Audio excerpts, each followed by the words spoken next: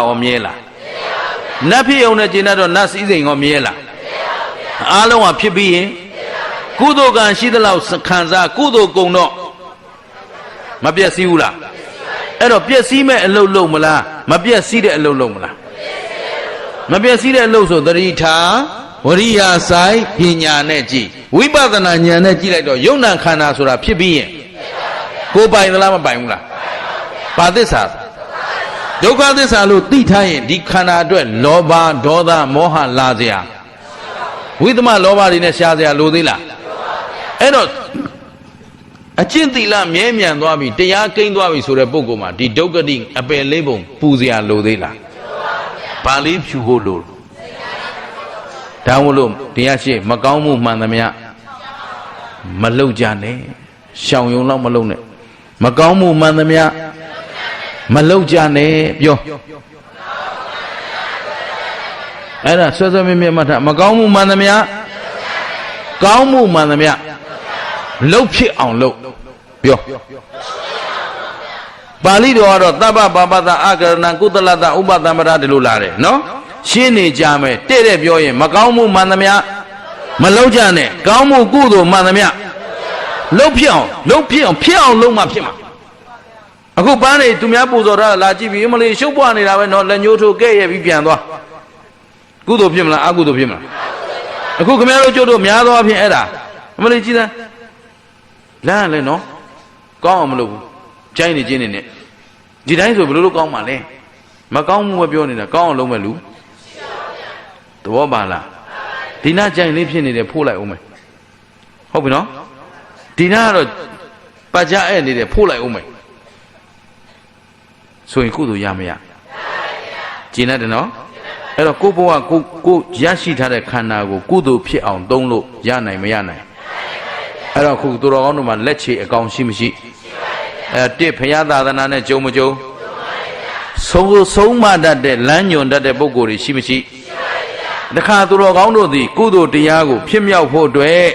သူတော်ကောင်းတွေနဲ့နေတဲ့အရာမှာနေရမနေရဟုတ်ပြီအိန္ဒြေချွတ်ရင်းမှုပေါ့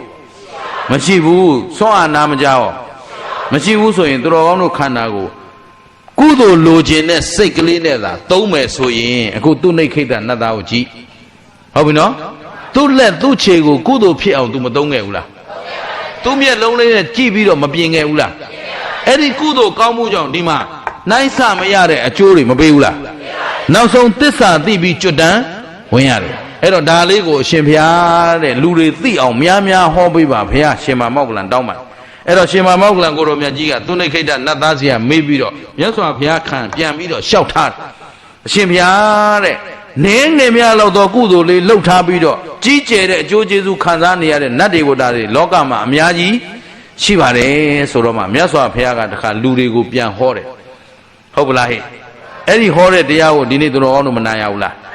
အဲ့တော့ကုသိုလ်ဆိုတာနည်းနည်းလေးဆိုပြီးတော့အကျိုးပေးနည်းတယ်လို့အဲ့တော့နဲတာများတာကအဓိကလားစေတနာမှန်ဖို့အဓိကလားဒါဖြင့်နေ့စဉ်ကုသိုလ်လုပ်နိုင်အောင်ကြိုးစားနေမယ်ဆိုရင်သူတော်ကောင်းတို့ဘဝအမြတ်ထွက်နိုင်မထွက်နိုင်အဲ့တော့ဒီဘဝရှုံးအောင်နေကြမလားမြတ်အောင်နေကြမလားကျင်တယ်နော်ဒါဖြင့်ကိုယ့်ဘဝကိုကောင်းအောင်ပြင်ဖို့သင့်မသင့်အခုသူနှိတ်ခိတ်တာဒီပန်းနေပြင်သွားတာလားဘဝပြင်သွားတာဒါလေးဒီနေ့ညီကုန်းချုပ်တော့မယ်ဟုတ်ပြီနော်စေဒီရင်ပြင်မှာ तू ကြည့်လိုက်တော့ပန်းနေမတင်မတွေ့ရဘူးလားဟိုးရှင်ဘရင်နဲ့မူးကြီးမရတွေကလည်းလာပြီးတော့ပန်းနေလူသွားတယ်လှုပ်ပြီးထားပစ်ခဲ့အဲ့ဒါခါတထေးတကြော်တွေလာတယ်ပန်းနေလှပြီဆိုတော့ပန်းနေလာပြီးတော့ခါချသွားဆိုတော့စေဒီရင်ပြင်မှာပန်းပုံတွေခုနားတစ်ပုံဒီနားတစ်ပုံနဲ့ကြည့်လို့ရှိလို့မကောင်းတော့ तू မလုပ်လိုက်အပြင်ကကြည့်တော့ပန်းကိုပြင်တာတကယ်သဘောကဘဝကိုဘာနဲ့ပြင်သွားဘာစိတ်တို့ကုသိုလ်စိတ်ဖို့ဒီလိုလေးပြောစမ်းမှာခင်ဗျားတို့မေးစရာမကောင်းအောင်လှုပ်နေတယ်ဟမ်ဘာနဲ့ပြင်လိုက်အခုလည်းခင်ဗျားတို့ဘုံအောင်ပြင်လို့ရမရဘာစိတ်နဲ့ပြင်ကျင်တ်သလားကုသိုလ်စိတ်နဲ့သာဘဝကိုပြင်မယ်ဆိုရင်အကောင်းဆုံးဘဝပိုင်ရှင်နေဖြစ်နိုင်မဖြစ်နိုင်အခုလေအမြင်ပန်းမှာအပြင်ပန်းမှာကြည့်တော့သူ့နှိတ်ခိတ်တနတ်သားသည် ပန်းနေပြင်ခဲ့တယ်လို့မဆိုဘူးလားဒါပေမဲ့ तू ဘာကိုပြင်သွားခဲ့တာဘဝကိုပြင်သွားတာဘာနဲ့ပြင်သွားကုသိုလ်စိတ်ကလေးအကောင်းမြင်တဲ့ဝါဒလေးကောင်းအောင်ပြင်လိုက်မယ်သူတော်ဘာကိုကြည်စမ်းပန်းလာလူတဲ့လူတွေကမလေးဒီလိုပဲပုံပြီးဖြစ်သွားတာကြည့်ဦးပန်းပုံကြီးဖြစ်နေခဲ့တယ်လို့အပြစ်ထိုင်ပြောနေတာလားကောင်းအောင်ပြင်လိုက်တာလားအဲ့တော့ကောင်းအောင်ပြင်လိုက်တာနဲ့သူ့ဘဝပါကောင်းမသွားဘူးလားအခုတန်တာရဝတ္တဒုက္ခသောဆိုတန်တာရဝတ်ဆင်းရဲရပါကျွတ်လွတ်ခွင့်ရမရကျင်တ်သလားဒီတော့ကောင်းသောစိတ်ပိုင်ရှင်သေးတာကောင်းသောဘဝကိုရတယ်ဟုတ်ပလားခုခင်ဗျားတို့စိတ်ကောင်းမွေးလို့ရမရပြင်နိုင်မပြင်နိုင်ဘာစိတ်နဲ့ပြင်မယ်ဒါကြောင့်နံပါတ်6ကုသိုလ်မြတ်နိုးတဲ့စိတ်ဟာအရေးကြီးလားမကြီးဘူးလားအဲ့တော့နံပါတ်6အချက်ကိုပြည့်စုံဖို့ဆိုတာကအတိတ်ကအကြောင်းတွေကြောင့်ပြည့်စုံမှာလားပြစ္ဆုတ်ပံပြည့်စုံအောင်လုပ်ရမှာလားအခုဘုရားသာသနာနဲ့ကြုံတယ်ဆိုတာအတိတ်ကဟုတ်ပြီနော်ဘုရားသာသနာနဲ့ကြုံတာဟောတာပြောရတဲ့ပုဂ္ဂိုလ်နဲ့တွေ့တာအတိတ်ကအခုမြန်မာနိုင်ငံသမိုင်းကြောင်းမှာပြန်ကြည့်ရင်သာသနာကိုထိမ့်သိမ်းစောက်ရှောက်လာတာနှစ်ပေါင်း1500 2000ရှိပြီဟုတ်ပြီနော်နှစ်ပေါင်း2000လောက်ထိမ့်သိမ်းစောက်ရှောက်လာပြီမဲ့ယနေ့ခေတ်လောက်တရားတော်ကိုတတ္တဝါအများကြဲကြဲပြန့်ပြန့်နာခွင့်မရခဲ့ဘူးဒီခေတ်အကောင်းဆုံးရှင်းလားကျေးဇူးရှင်မိုးဘုတ်ဆရာတော်ဘုရားကြီးတို့1962ခုနှစ်ပြန်တော်မူတဲ့အချိန်လောက်ထိတောင်မှလူတွေတရားကိုကြဲကြဲပြန့်ပြန့်နာခွင့်မရဘူးကျေးဇူးရှင်မိုးဘုတ်ဆရာတော်ဘုရားကြီးဟောတော်တာအမရပူရမြို့ရဲ့မန္တလေးမြို့ရဲ့မိုးကုတ်မြို့ရဲ့ဒီ3မြို့ရန်ကုန်မှာ5-50ရဲ့ဒါပဲဟုတ်ပလားဟဲ့အဲ့တော့တရားနာခွင့်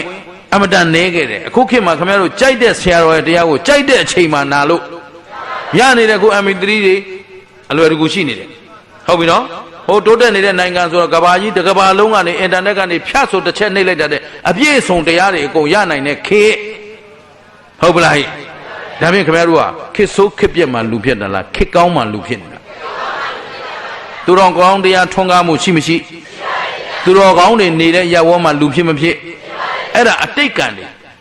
မြတ်စွာဘုရားသာသနာနဲ့လည်းကြုံတယ်ဟောရတဲ့ပုဂ္ဂိုလ်နဲ့လည်းတွေ့တယ်သူတော်ကောင်းရှိတဲ့ရပ်ဝန်းမှာလည်းလူဖြစ်နေရတယ်နောက်မျက်စိနားရောမကောင်းဘူးလားကောင်းတယ်ဆွမ်းအားနာမကြဘဝရောမလွတ်ဘူးလားအဲ့ဒီလိုလွတ်ရတဲ့5ချက်ကအတိတ်ကံဟုတ်ပြီနော်အလိုအဆုံးနံပါတ်6အချက်ကအတိတ်ကံနဲ့မဆိုင်တော့ဘူးဘယ်ကံတော့ဒါဖြင့်အဲ့ဒီပြစ္ဆုတ်ပံကုသိုလ်လိုခြင်းနဲ့စိတ်ကလေးသူတော်ကောင်းတို့အားလုံးတိဆောက်ဖို့လိုအပ်မလို့อ่ะဒါဖြင့်ကုသိုလ်စိတ်နဲ့မှဘာပြင်လို့ရဘဝမမေ့နဲ့လေကုသိုလ်စိတ်နဲ့မှ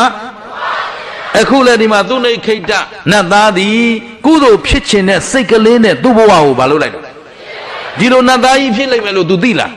မသိပါဘူးအဲ့ဒီမှာ तू ကဇေဒီရင်မြေမှာ तू များလူထားခဲ့တဲ့ပုံထားခဲ့တဲ့ပန်းလေးတွေအချိုးကျကျလှလှပပနဲ့ဇေဒီကိုတပ်ပယ်အောင်ပူဇော်တဲ့အနေနဲ့ကုသိုလ်စိတ်ကလေးနဲ့ပြင်ခဲ့တာအဲ့တော့သူ့စိတ်နဲ့ကုသိုလ်စိတ်နဲ့ပြင်လိုက်တာနဲ့ဘဝပါလွတ်မြောက်ခြင်းရမရအဲ့တော့အခုလည်းသူတော်ကောင်းတို့ကုသိုလ်စိတ်မွေးမြူလို့ဖြစ်နိုင်မဖြစ်နိုင်ဘယ်သူကိုဘယ်သူပြင်ရမှာလဲသူတကာတွေမှားနေတာလက်ညှိုးထိုးပြီးအပြစ်ပြောနေရမလားကိုအကောင်းဆုံးဖြစ်အောင်ပြင်မလားဘာနဲ့ပြင်ကုသိုလ်ကိုမြတ်နိုးတဲ့စိတ်ပြောအားလုံးကိုစီမွေးမြူဖို့လိုအပ်မလို့อ่ะအဲ့တော့ကုသိုလ်မြတ်နိုးဖို့ဆိုတာအလိုလိုဖြစ်လာမှလားကိုယ်စိတ်ကိုကပြင်ယူရမှာလားကိုယ်လုံးတဲ့သမျှကာယကံဝစီကံမနောကံငါလက်ကိုကုသိုလ်အတွက်ပဲအသုံးချမယ်ငါမျက်စိကိုကုသိုလ်အတွက်ပဲငါမြင်နေသမျှကာလပတ်လုံးကုသိုလ်ဖြစ်နေရမယ်ငါနာကိုကုသိုလ်အတွက်ပဲအသုံးချမယ်ရှင်းလားအကုသိုလ်ဖြစ်မဲ့စကားမျိုးနားမထောင်အကုသိုလ်ဖြစ်မဲ့အယုတ်မျိုးမကြည့်ဘူးရှင်းမလားကြိုးစားလို့ရမရကိုဘဝတန်ဖိုးလေးကိုအသုံးချလို့ရမရဒါဖြင့်ပေါ်ပေါ်ဆဆနေကြမလားအသုံးချမလားဘာစိတ်နဲ့ကျေနပ်ပြီနော်အားလုံးသဘောပေါက်ပြီလားအဲ့တော့ဒီဇေဒီရင်ပြင်ဇေဒီကြီးတစ်ခုလုံးပြင်တာမဟုတ်ဘူးပန်းကလေးပြင်တာနဲ့တောင်အနိုင်မဲ့အကျိုးကျေးဇူးတွေရမရဒါဖြင့်ကုသိုလ်ကိုယုံသလားဒါဖြင့်လူဘဝမှာကုသိုလ်ရအောင်မလုပ်နိုင်ရင်ငါတို့ဘဝရှုံးပြီဒါကြောင့်မို့ဘဝကိုဗာနဲ့ပြင်တော့မယ်ဆိုတော့သတိထားဝရိယဆိုင်ပညာနဲ့ကြည့်ဘယ်သူကိုဘယ်သူကြည့်ပါကို ကိုကြည့်ပြီးကိုယ့်ရဲ့ကာယကံဝစီကံမနောကံဟာကုသိုလ်ဖြစ်မဖြစ်ဘသူကိုဘသူစစ်ဆေးမလဲစစ်ဆေးပြီးတော့စိတ်နဲ့ပြင်လို့ရမရပြင်ရင်ဘဝမြင့်တက်အောင်ဒီဘဝဒီခန္ဓာနဲ့နိဗ္ဗာန်ရောက်အောင်လုပ်လို့ရနိုင်မရနိုင်ကဲဒါဖြင့်ခန္ဓာဘယ်နှပါမြဲသလားမမြဲဘူးလားခင်ဗျားတို့ခန္ဓာအိုပြီးရင်အိုနေတယ်အိုပြီးရင်နာပြီးရင်ကိုပိုင်တဲ့ခန္ဓာလားမပိုင်တဲ့ခန္ဓာလားမအိုအောင်မနာအောင်မသိအောင်တားလို့ရသလားအဲ့တော့တားမရတဲ့ခန္ဓာကြီးတို့နဲ့အာဟုသောအဖြစ်ခံကြမလားမခံဘူးဘာစိတ်နဲ့နေကုသိုလ်စိတ်နဲ့တော့ခန္ဓာမှန်ရင်ဘာသစ္စာသိတဲ့ဉာဏ်က